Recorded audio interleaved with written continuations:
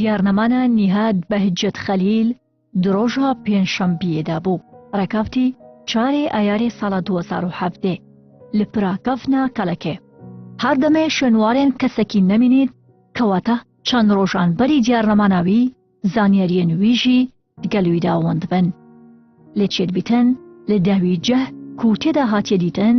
بەکارین هەندێک زانیاریان وەربگرین کو چ بسەرهاتیە دەزانم جێ ئیشەکەی دەمزانی ینی لەگە برادەری ئەم دەزانم ینی هەموو برادەکانی باش بوو برادەرەکان يعني بتشيك من تقريبا عمري من 10 سال و 11 سال بشتينجيني يعني من برايت خويت خدان كرين همي من خدان كرين من جند بويناين حتى معظم بيني حتى بخد جدا بيني يعني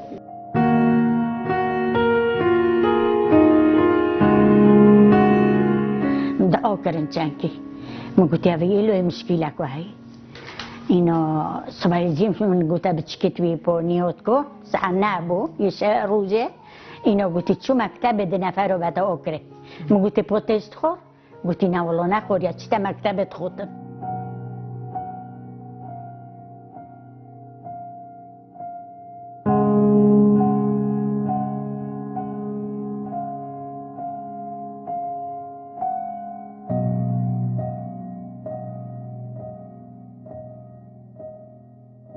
پشت 24 دمجمێرە خانەوادە توی کەسی پێتویە سەردان لایەن پەیوەندیدار بکەن تایبەتی پۆلیسن و کاڵا خۆ تۆمار بکەن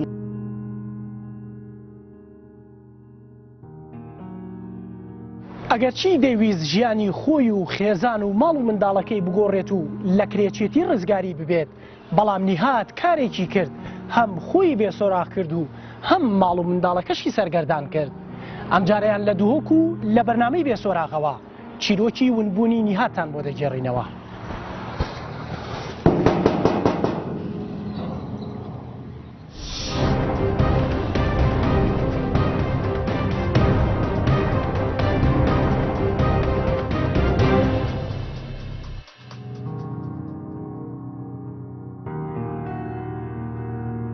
وسەدانەبوون پشتی ڤەگەڕیاناوی شکارکردنێ بە هەڤرا بۆ شیفخارنێ بچنە ماڵە خەلەوان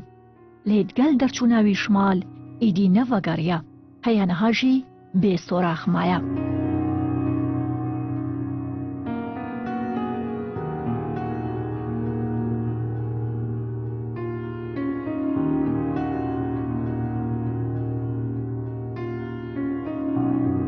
نیهات بەهجەت خەلیل شتایک بووێ ئەیەکی هەفتێ ساڵە 1970 لە باژارێ دوهۆک خودان 5 زارۆکە کو 4 شوان کچن و 4 خوشک و براژی هەنە وەکی خێزاناوی بەحەستکەن ئەفزەلامە کەسێکی گەلێک سەرخۆ و هێمن بوویە و تەنانەت گەلێک گرێدای بوویە ببجەهگاندنا فەریزەیەن ئاینە ئیسلامێ و کەسێکی ژە خودێت ترس بوو قالك يا بوش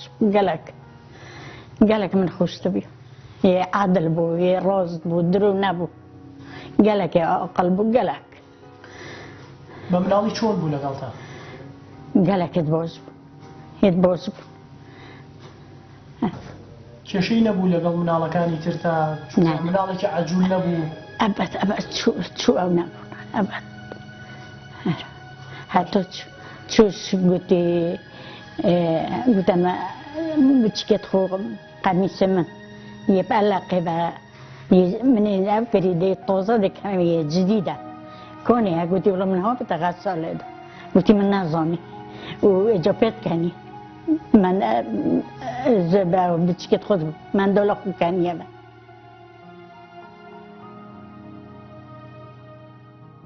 زور كوركي باش بو باوكي اكي مردي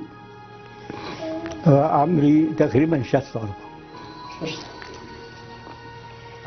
6 سال بعمري دايكي بخوري كردي على كلام ابونا بيكوا يعني حتى لكليش خلاص كردي يعني زور كرسي فقير يعني في ضرر نبو كاس بمناڵی هیچ کێشەیەکی نەبوو ابد لا منالي او هيك كيشي نبو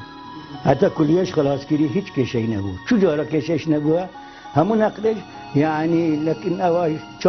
برانه یعنی خوشویستی دای کی بود همون نقل یعنی ایشی خرابی نکردی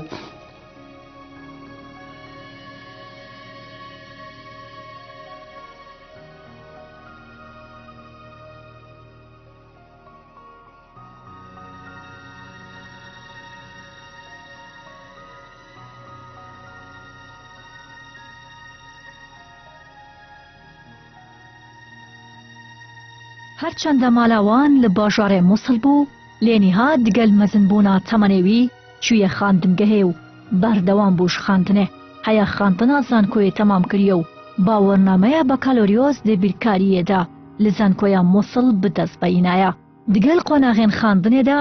هێک بوو ژە خاندەوانێن زیرەک پشتی تەمامکردنا خاندنێ نیهادی دگەل برایە خوا دەستکرد بە کاسبی و دوکانێک لە باژارێ مووسڵدانە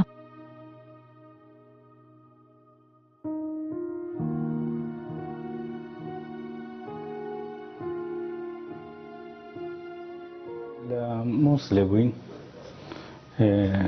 لهين لموصلة مازن بينا و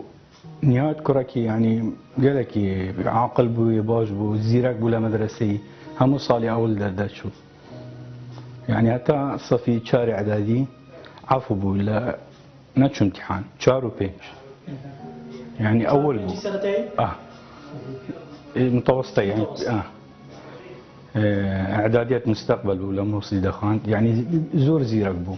معدلي صافي 6 حشتا تشتكي نادري كلية علوم قبيل بو لموصل قسم كيميائي ماشي اوي تاو كرت بله كي تاوي كرت كلية صالة زارو نحصدو زبجم نطويكي نطويك خريج بو ماشي دواء كلية تاو كرت تشيا كرت يعني خريجي تشيبو والله محلها بو امنها بو محل فيصلية يعني جملي بشتينجيني محلك ملوي دانا محلي شي هي بيلاو جملي ماشي يعني محلك ملو كردوا قلت ما بخويشك يعني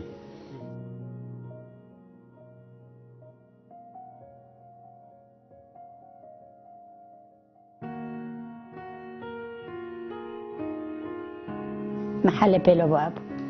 وصايرة هبو صورك بهم هبو ومحل هبو وشهودة هبو يو مدرسي يو امام هستوي هبو بس بخو قلتي معاشي من كيماو دي بخو شولكا بيلو بخو تفرطن محل لا موصل ميصلة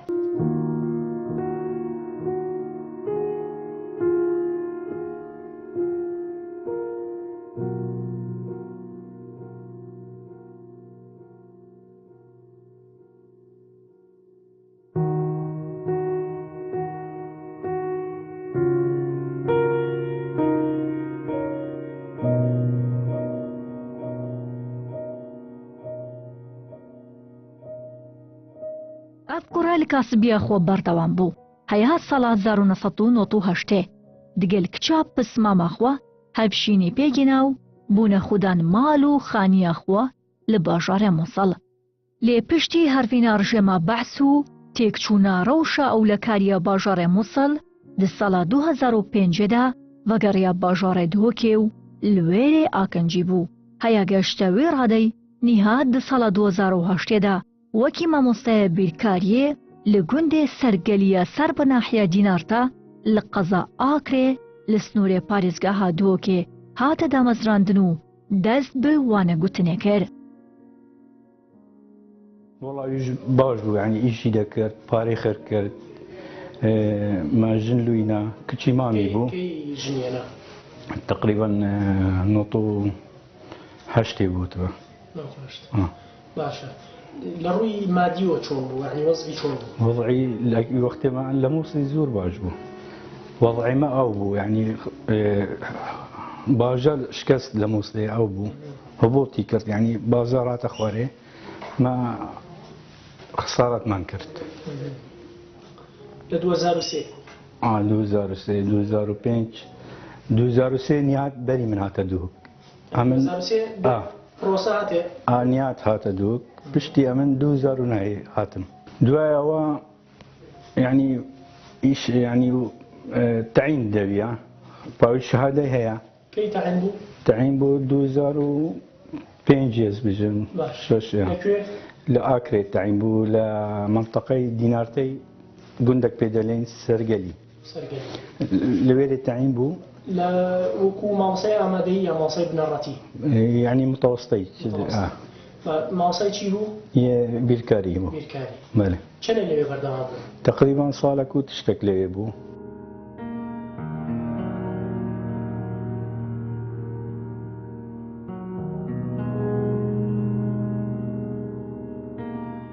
والله فقير بو قالك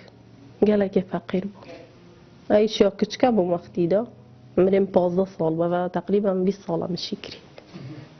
لە 20 ساڵیە شو پێ کرد؟ بابا 20 سال مشي بكري 20 ساڵ شو پێ کرد؟ آه. لە 15 ساڵیە زەواجتان کرد؟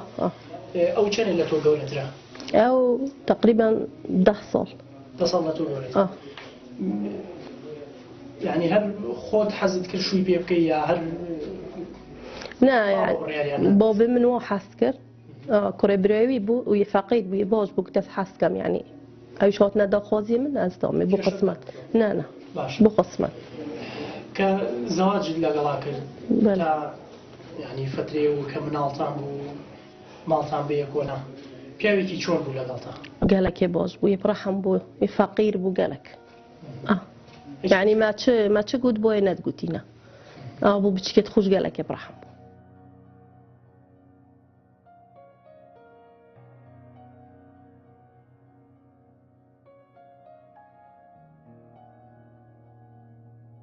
وضعكي برك ناخوجو وابو نهات ندوك الى رالو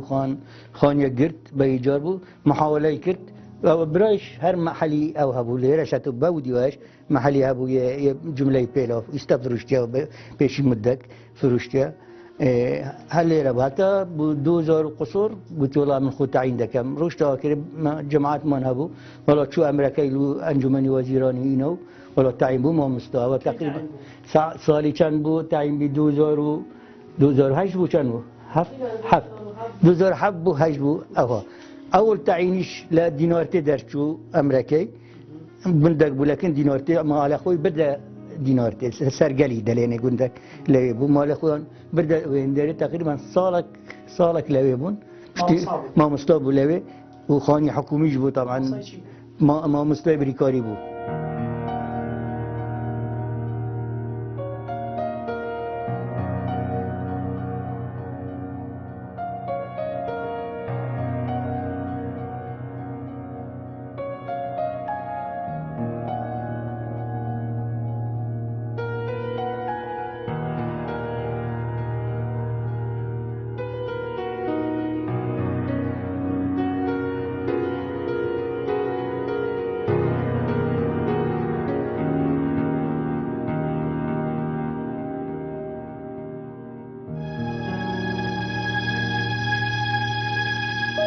پشتی کو نزیکی 2 ساڵان بەردەوام بووی لەوی گوندی وەکی مامۆستا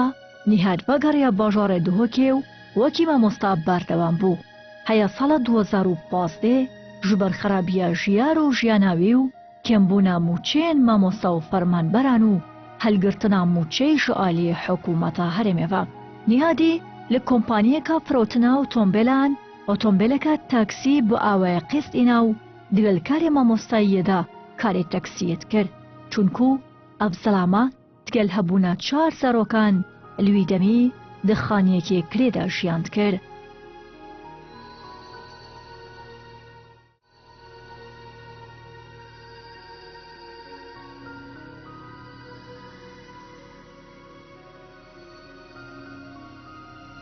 تقريبا 2007 بو 8 بو لا 2008 کە گەڕایەوە بۆ دهۆکە خۆی نەقڵ کرد و ئیشوکاری چۆن بوو ژیانی چۆن بوو والله باش بوو زۆر تەکسی هەبوو تەکسی خوب هەبوو تەسجیل کرد بوو لاوەی لە شەریکەی قستی دەدا حتى قصتي خلاص كده يعني تكسيلوي معه يعني باقي تكري بسعرك ذا الشركة يعني هيك كفيل دبو نعم بشتي سيارة أو كر أمازوني يعني واقعي برام باشا قلت عرض الخوكرية لا منطقة دوب عرضي كش الخوكري بو نقلی دوگ بو مرکزی نو دوگ بو خان یک لوخان گرت و باشی و تاکسی شبو حلقاتی خوش تاکسیه هر هوا ایش تاکسی لخطی آکره لمکتب بازو لو دوگ لو آکره دوگ اجده کرد نه دچو سلیمانیه دچو هولیری هم عردان دچو خطی سرکی هبو خطی آکره دوگ یه سرکی بو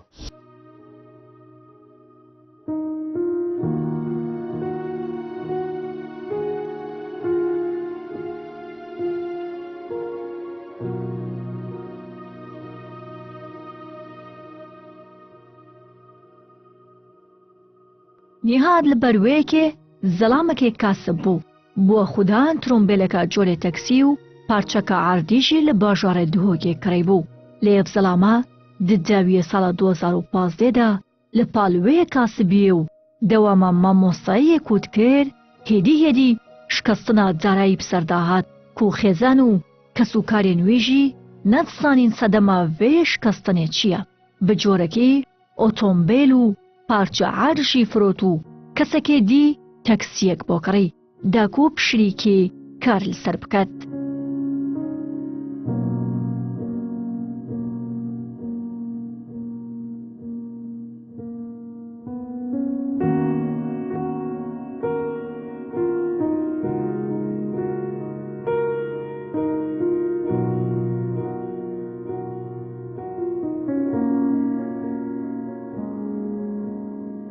وقتی هاتی نف ایره دهوک تعیین بو مامستا او بخو تاکسی کری تاکسی بخو کری سر ایش کرد مخان یک هبو سیمیر او خانی فرود بخو پاره تاکسی بکری و خو سر ایش کرد و چو دامش 2008 کات 92 خانوگی فروش باشه وضعی چون بویتر باش بو الحمدلله يعني گرفتن نبود نه ابد لكري چی شابون کریچی بون معنی چند نکتانه چطور؟ كري إيجاري كان بو؟ تقريبا 400 بو هاتا كان بابم عندك باري قرض كد لكن خدمتي ما همو ساري مانغام 5 ورقة داتاوي عندك مانكري بس عندك شي زور او نبو يعني تقريبا بدفترك و 20 ورقة اوها دوي عندك فروشت امانة منظاني بما ينقود بو لا ابد امانة منظاني كيف فروشتي عزبا؟ عندك بام زاني لبلدي ايجدك موظفة لوين داري يكا كار بابا میگو گوتی زاوکت عردکی فروشتیه نو زانی سالی چند فروشتیتی؟ والله نازانم بالضبط دو زانی من تاکسی خوشی فروشتیه اما کی يعني او بيشتري قلت من تاكسي من بازار وجبو تاكسي لكن نبو قلت من تاكسي من الى صناعيه او عمزاني بازار وجبو دو زاني من تاكسي كفروش ره دو بام قلت بيجو قلت پاره يعني عرض مان پاره عرضی تلد لیک دیا پاره سیاره تلد لیک دیا گویی من قردار مو قردی خم دایته و اما تی قرد مان نسنه با ام بخواه چی امن دازانم هیچ قردو تشتک مان نسنه با اما جیانی خم برای وده برد.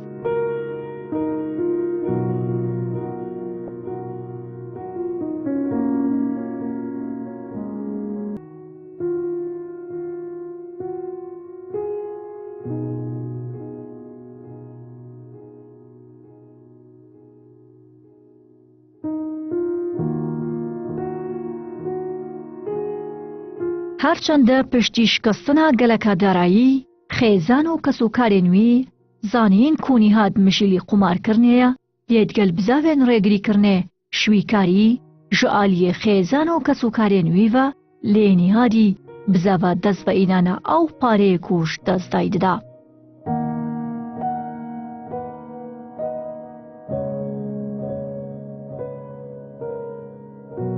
چون قردار و ايش نازنم او يعني ايشك كرديا ايشكي او كرديا جازي نازم تي بحث جازي كده كرد يعني او يو جازي او طوبان تشا او هي يعني شرطي باري دادن مثلا چند بچند فايده دبيت او مثلا كي انا دو انا قدمي دكن ئەوەکەیە بەڕنامەجێک دەردەچین مەدەم دوو یانە بدەکەن پای فرەدەن لەسەر جیهازێک نازم جیهازێک چییە؟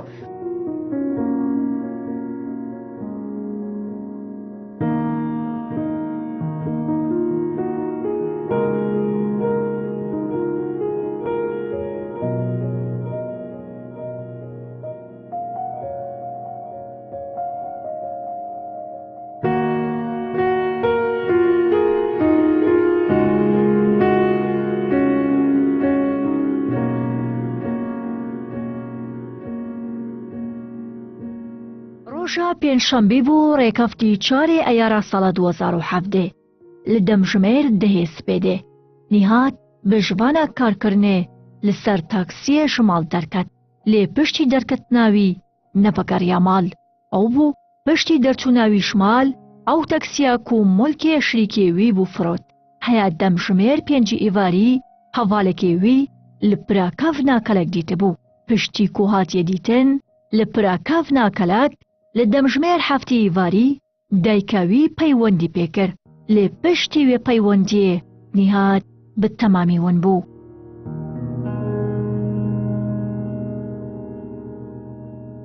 ئەو هەنچینێ سیارەی خۆی ئەو تەکسیەکەی فروش بوو تەکسیوی نەبوو یەکەچی بوو بەمەی نەگوت بوو ئەوش بەمەی نەگوت بوو ئەو 2 ساڵ بوو لەکنی 2 ساڵ هەبوو 2 ساڵ تەکسی پیاوێکی تر ئای پیاوەکەی دی بوو لەکنی بوو دوای لێت نەپرسی بۆچی تەکسیەکەی خۆتت فرۆشت نە بەمەی نەگوت بوو دوای ئەم گوتم تەکسیەکە لە چێن دێرە لە کنەتونیە گوتی لەکەن برایەکەی منە برایەکەیوی گچکەترە لەوی گوت ئەو ئیژ پێ دەکە گودا چی لێرە بوو معزوم بوون دەچوە ماری برای ئەو جەلەوین دەرێ ئەو گوتی ئەوڕۆ تەلەفۆنی من بکە گوتی ئەگە دەتەوێ بچیا ماری برات ئەمن دەدبم ئەو داچی تەلەفۆنی کە ساعت 7 مەغریبی بۆ گوتی لە چێن دەری هەتا بچمە ماری برام گوتی ئەمن لێرە نیمە ئەمن لە هەولێرێمە ئیشم هەیە ئەتوو بڕۆ گوتی داچی یعنی 5 ڕۆژ پێشەوەی دیار لەمێنێ تەکسەکەی فرۆشت بوو تەکسەکەی لەکن نەمەوە بوو هەتا ئەو هەمزانی چوومە سەرش تشتی تەکسی هەموو دەری هینا بوو لە سەری دانا بوو بە منی نەگوت بوو ڕۆژە 7 تشتێک بوو من تەلەفۆن بوو کردم گوتی دشتە مۆڵە خۆڵێتە ئینۆ گوت دۆکی ئەزل هەڤلێرێ و ئەزف شوولم حوتی ئێوارە هەفتە هێڤۆری هەنگی مەغرب تدۆ 7 چۆریکێک بوو 7 10 بوو تبە وتی دۆ ئەزل هەڤلێرێ و مەحرازە دەبزی مەحرازێک بوو یا شوول بوو دەنگی ئەولامێتەوە قەلەبەڵەغاکێتەوە من گوتی کوڕم تو چت کە گوتی ئەزف شوولم هەنکار نەمۆڵە خۆڵە من گوتی تەکسیەکێ بگرن نوهێڕە من گوتی وەرە تومە بەس خۆڵم من وەرە لێرە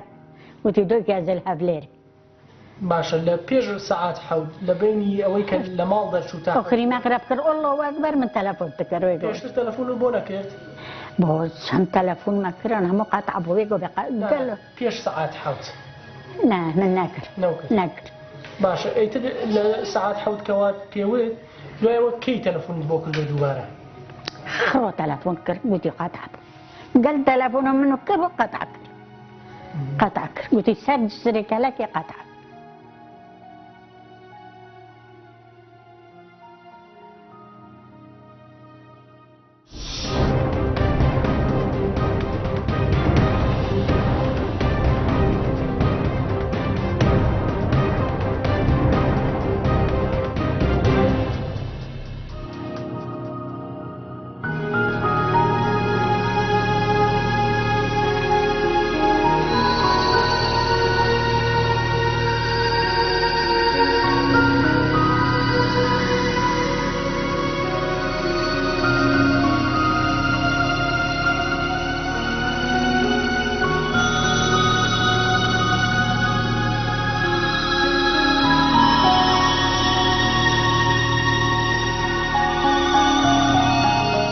چەندە مالبات و کەسوکارێن وی لە گەلێک لە جیهان لە دێویداگەریان لێ هەیەنها کو هەیەمە ساڵێک و 8 مەهانە ئەف زەڵامە دیار نینە هەشتی 3 مەهان شە دیار نەمانەوی ئەو زەڵام بووە خودان زارۆک کو زارۆکێ پێنجی بوو ئەو ژی ئەف کچەیە ژبەرڤەیەکێ زارۆکێن وی چاوەڕێی بابێ خۆ دەکەن.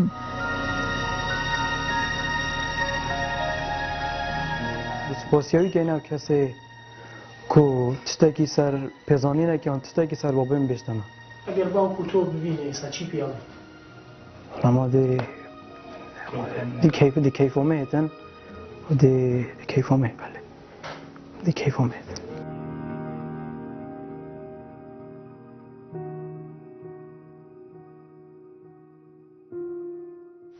خودم گلک بر بیتم یه بینی بلا بشتم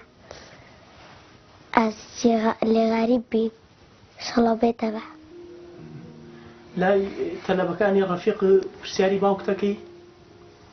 ئاشتە یعنی دەپرسی من باوکم بوون بووە ئێوە کەستان باوکی منتان بینیوە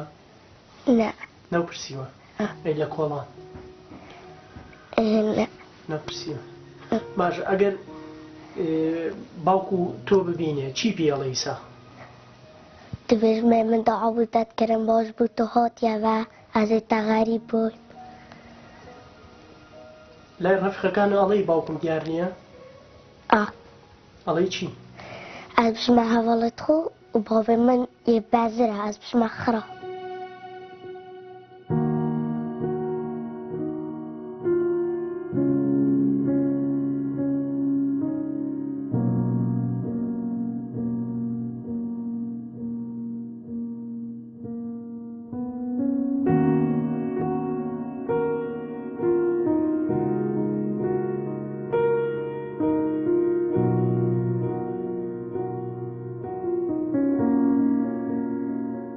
هەرچەندە پۆلیسیên Duhokê berhev nebûn axaftinê bikin, lê nivîsîngeha mafê mirovan li Duhokê dixwazît lîvdaçûnê bo diyarnamana Nîhat biket.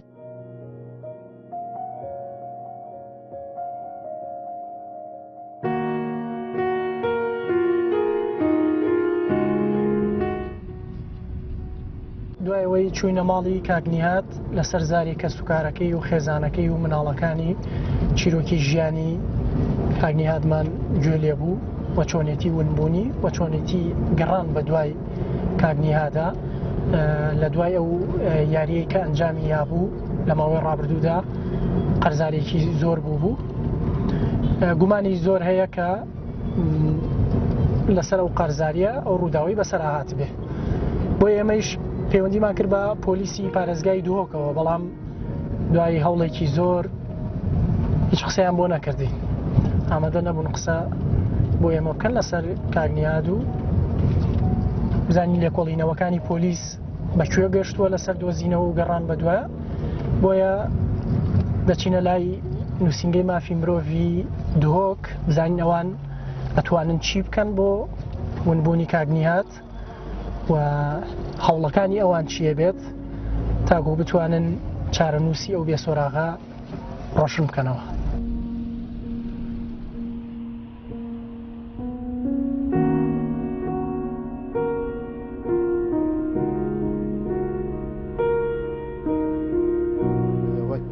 هر الدفیاسای جامعه بکری او کسان برزد بن پشت 24 دمجمه خانواده توی کسی پتوی سردان لاین پیوندیدار بکن تایبتی پلیس نو کو سکالا خود همار بکن و پیزانین بردستوان و خزانه یه توی کسی ای برزد دن جهت پیوندیدار دا کو دیفچون سربابتی بکن طبعا جهت آخه کو و بوما و همچین بجین سال کو تشتک کاکنی هات یه برده دیف پیزانی گهش نما پتوی خزانوی راست کو پنگاوت یت همچین بیت یاسایی هاوتی نه کو سردان سکالا تومار کرینل گل دف بنگن پلیس سال دیفچون بابتی کریه بس پتوی بو سردانت لاین پیوندیداری مجوا کرکران ما فهمروی کو سردان ما کر با اف پیزانی دابان ما کو دامج دیفچون خل لاین پیوندیدار مثلا آسایش پلیس هر لاینی کی دیه اگر اف کسای دست سرکری بیتن وانا دفوانا پتوی کو مصری به دیار کردن و اگر توانه کرد هر توانه کرد بیتن دنا دادگاه و یا سار ولی خوب بیتن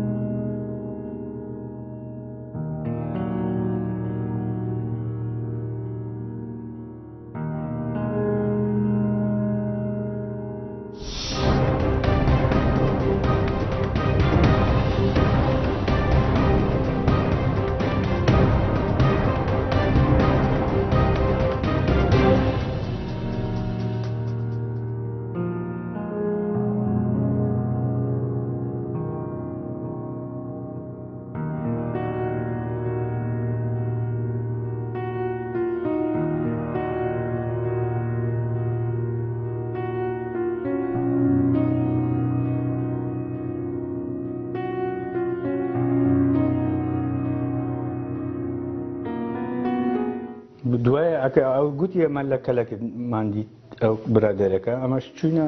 سيطري كلك وجاب من دا او اساي شي كلك بس ما مكش من هي اللي مدير ماليه او اي منطقي يعني شرطه ودناسي مدير شرطه وانا هم اللي قريان ما قلت لنا خو انتحار كربيت خواتي انا اوي كلك ايه والله او درتشون يعني تماشا قلت هيك كسني عقاد يعني اللي تصويرك ايش ايش ديالنا ابد قلت يعني عقاد او بيد خوات او هاي خبوت او بيدا ديار دبي يعني او شنو اول جار روش رقای داد محکمه روش بمكافحة كتاب نویسی بودی او کتاب که روش محکمه ifade وی ولگت جنکیش من دالش هات محکمه امنش روش من محکمه گودی که همون معلومات لو جنابت گفتم همون لوانش گوتیا او اكيد لسر آویش او کابرای دیتیا لکلکی پیم گوتیا و رقم که شم پیم دایا او بانگی وانش کردیا لمكافحه همون او کردینه و اوانا اجرات سه چهار جاری که شروشتی نگره اجرات خوی ولده گرد رگای محکمه و اوه هیچ اوش نبود جواب مانش ول نگردیه و یه اوانش یه کورکیش همون عن رگای محکمه و مكافحه همون رقم کن اینا پیشی ول ببید چه تلفنی با کرد والله زوران لو کردو بس عندك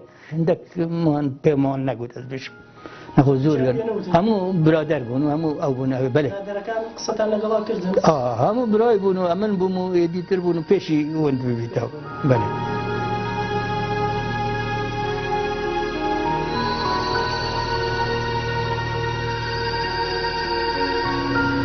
لباجار دهوکه بتنه نهادنین کو تکلی قماره بویا لبدهان کسین دی بوی درد نهاد شوینا کو هیان هاجی کز نزانیتن چه بچاره نویسی وان هاتیه والله لدوك استا دلين داخراويا يعني عالم عندي شكايت كرديا يعني عالم بدفتر خسار بويا هم زاني قلت هيك كوري مسؤولة هجد دفتري خسار بويا يعني سر اوي داي خستيا و ام يعني الدعوة الى حكمة دكيني حكمة هيريم او تشتانا نمينا لكردستان هو مالي عالمي خراب كرديا يعني او قمارة او انا وامن دلين برام او اشي كرديا چنكو وضعي كردستان راتبي كيم بويا يعني بيو ربع راتب لبر او تشتي كرديا وضعي باش بيه يعني او حكمة دكي خطاي حكمتها او تشتا تيا ما مستا يعني راتبي ما مستا زور بي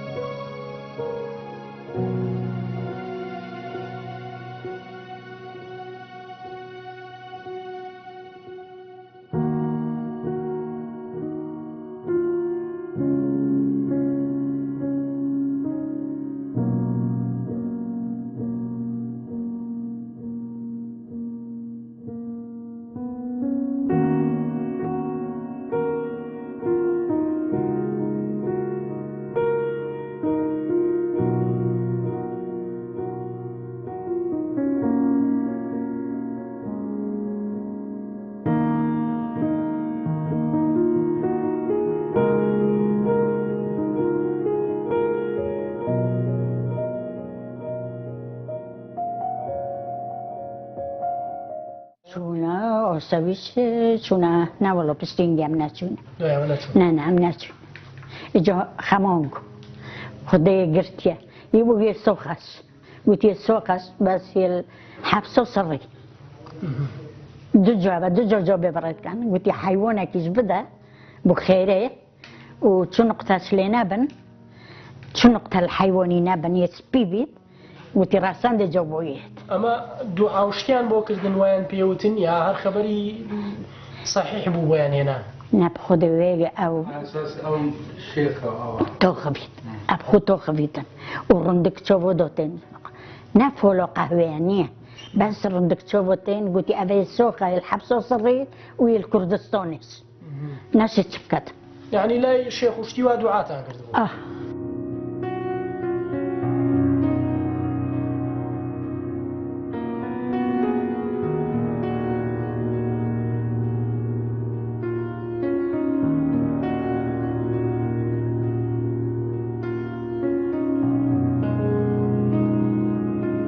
هەرچەندە چ سۆراخەگنینە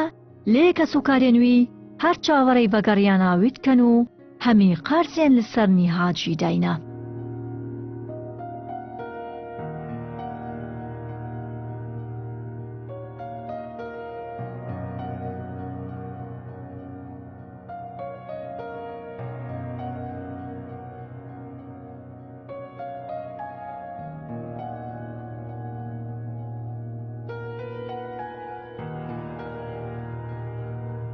والله تبرم بلا ما قايك جديد بلا عردة شي خيرة يعني خيرة شي قورة لخودك يا بريتا ما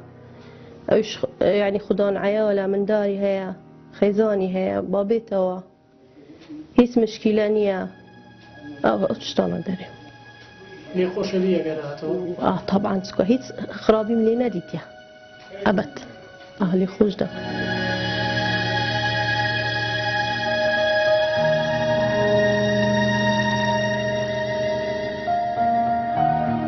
شوفوا مود السكام والله ده شرط خذوا ده فرم ده حيوانك كاينه موليد دك بو ده كاينه موليد ده حيوانك بوداين يبي خذ لما مصدر شو اكيد دوي كينيا نشف نروس ابرد لمنو تتاب دويكم اعرف خذ قالك بوز بو قالك وقل بو قالك من قالك خوش تبي وباش حكي بيجي دوكي كتوير انا بصبر من نويت يلو لولي من بي قالك تيجاستي يبي ياخد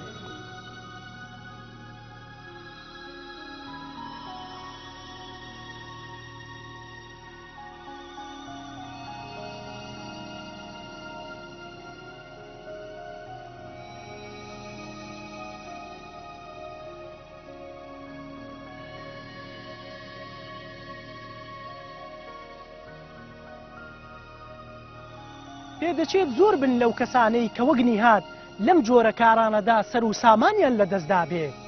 بەڵام جیاواز لە هەندێک کەسی تر نیهات تۆ منداڵەکانت بە حەسرەتەوە چاوەڕێتن.